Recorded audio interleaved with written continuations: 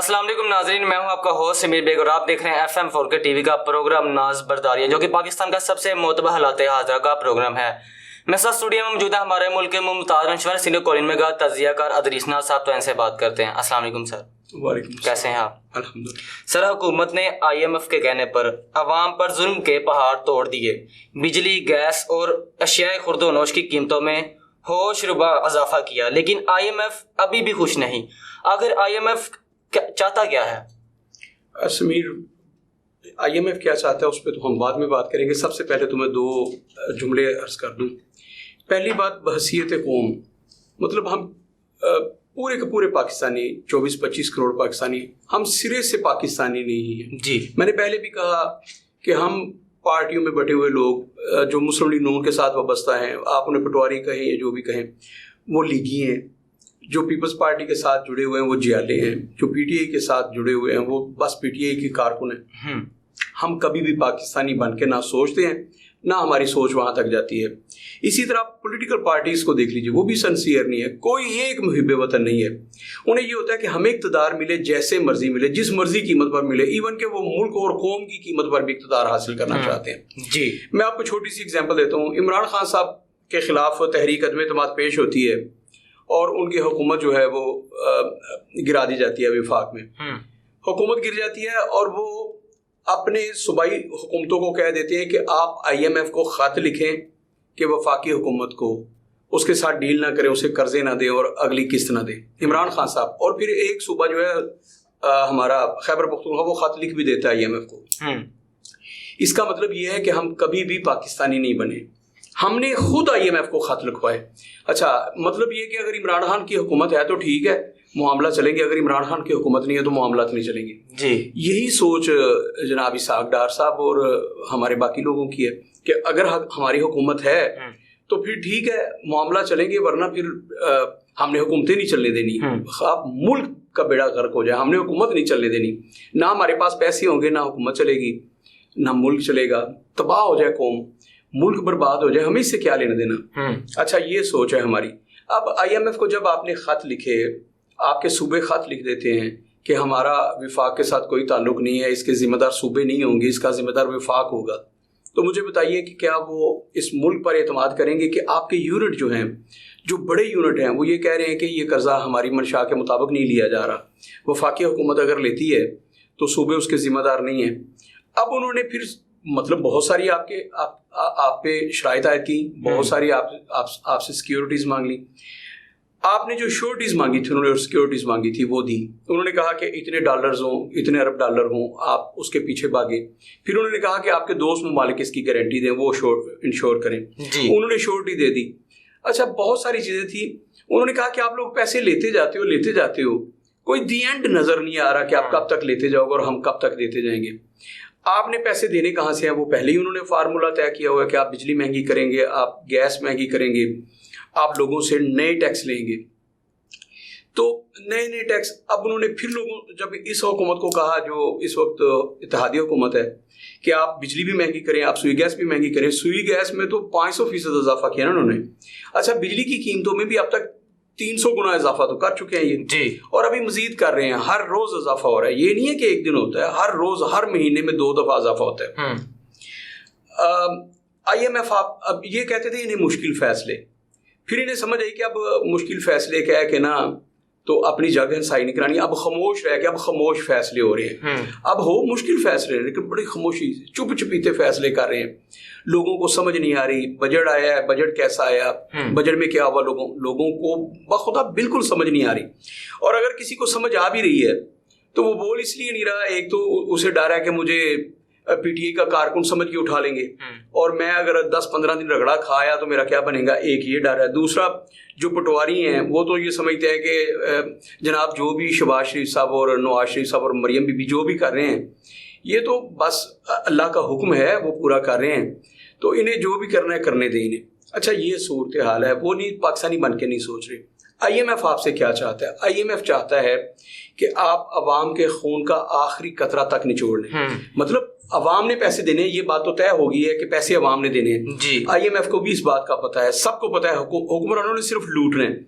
अब देखिए, एक छोटी सी बात को लीजिए, इस मुल्क में अभी तक चूंकि अपोजिशन है नहीं तो उस तरह से शोर नहीं पड़ा, और अब तो सोशल मीडिया जो है पीटीआई का उसे मतलब लूला लंगड़ा कर दिया गया है ना, वो बातें ही नहीं आ रही। इन्होंने सिर्फ जो सब्सिडी थी वो जो ख़त्म की जिस चीज़ पे, वो सिर्फ और सिर्फ सोलर एनर्जी था। सोलर एनर्जी पे इसलिए किया, ये चोरी से बेशक जाए, हेरा फेरी से नहीं जाता जी। तो ये हुक्मरान देखिए इन्हें पता भी है, और इन्होंने पहले भी 1100 अरब मुआफ़ करा लिए। इन्हें पता है कि हम तो फिर मुआफ़ करा लेंगे अगर हम पे केसेस बने भी, और अब नैब को तो हमने वैसे ही लूला लंगड़ा कर दिया है। फिर इमरान खान जैसा ताकतवर अपोजिशन लीडर तो अब आ नहीं सकता, ये सब इन्हें पता है। इन्होंने किया क्या कि सोलर एनर्जी पर सिर्फ इन्होंने ड्यूटी फ्री की है, उस पर टैक्सेस नहीं है, उसे टैक्स फ्री कर दिए, और वो सारी की सारी इजारादारी, वो जो बिजनेस है वो जनाब वज़ीर आज़म पाकिस्तान का है, उनके बेटों का और उनके दामाद का है। तो आप गौर कीजिए, इन्होंने लूट मार करने के लिए उन्होंने कैसे कैसे चोर दरवाजे रखे हुए हैं। शर्म नहीं आती ना। और पाकिस्तानी अवाम में बार बार कहता हूँ, मेरे कितने 100 प्रोग्राम होंगे, अब तो मुझे शर्म आती है कि मैं अपने हम वतनों को क्या कहता हूँ, मैं गुग्गू घोड़े कहता हूँ। ये गुग्गू घोड़े ये उठ ही नहीं रहे, ये जाग ही नहीं रहे, इन्हें तमीज़ ही नहीं है कि हमारे साथ क्या हो रहा है। महंगाई कहाँ से कहाँ चलेगी, बिजली फिर महंगी हो रही है।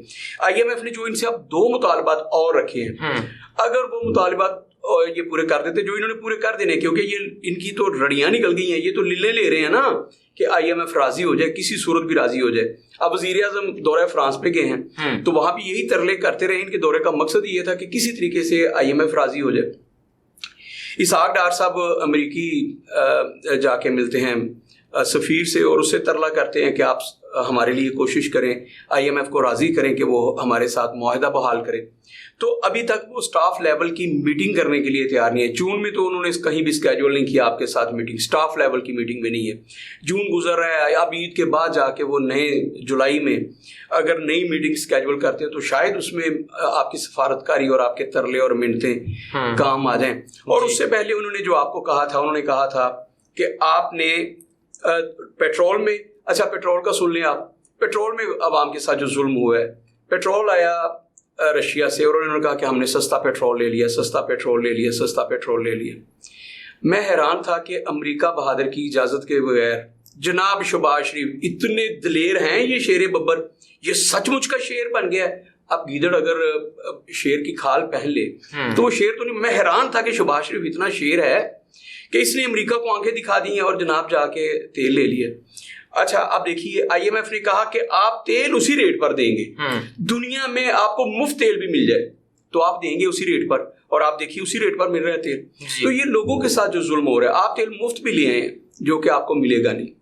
अगर आप मुफ्त भी लिए हैं तो IMF कहेगा कि आपने तेल इसी रेट पर देना है, तो आप तो मजबूर है ना 300 रुपए पर लीटर तेल लेने पर। अवाम तो मजबूर है, हमारे पास इसके अलावा कोई चारा नहीं।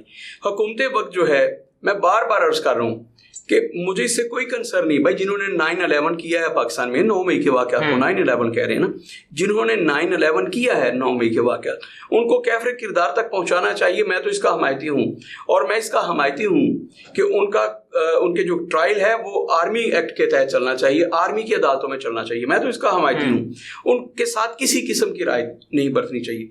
लेकिन मैं इसके साथ साथ इस बात का भी कायल हूँ कि आप मुल्क में कोई अपोजिशन रहने देनी है आपने कि नहीं रहने देनी। आपने तो अपोजिशन ख़त्म कर दी ना इस मुल्क में, सिर्फ अच्छा बाकी सारे 13 इत्तेहादी और राजा रियाज साहब 14वें इत्तेहादी जो हैं वो अपोजिशन लीडर हैं। ये कितने अफसोस की बात है, आप 13 पार्टियां ना गिने, आप 14 पार्टी पूरी गिने ना, कि इस वक्त 14 पार्टियां मिलकर हुकूमत कर रही हैं विफाक में। जो अपोजिशन लीडर है वो भी हुकूमत का ही नुमाइंदा है, वो कठपुतली किस्म का एक। अच्छा कभी कभी मैं सोचता हूँ कि यार पाकिस्तानी अवाम को कभी ये शऊर आ जाएगा, वो इस गेम को समझने लग जाएंगे। पटवारियों को तो इस बात का पता है ना, वो बड़े खुश हैं कि हमारी अपोजिशन ही नहीं है, राजा रियाज। और ये अफसोस की बात है, खुश होने वाली बात नहीं है।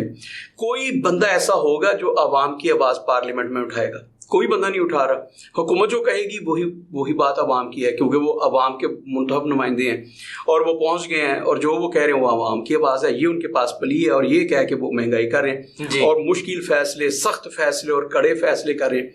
अवाम का हालत ये है कि अब बखुदा इस दफ़ा ईद कुर्बान पर आप जाके मंडी के व्यापारियों से पूछिए, एक तो मंडी में कीमतें बहुत बढ़ गई हैं, पहले साल से दुगना कीमतें हैं पिछले साल से, और दूसरा लोगों की कुव्वत खरीद पिछले साल से 0 हो गई है।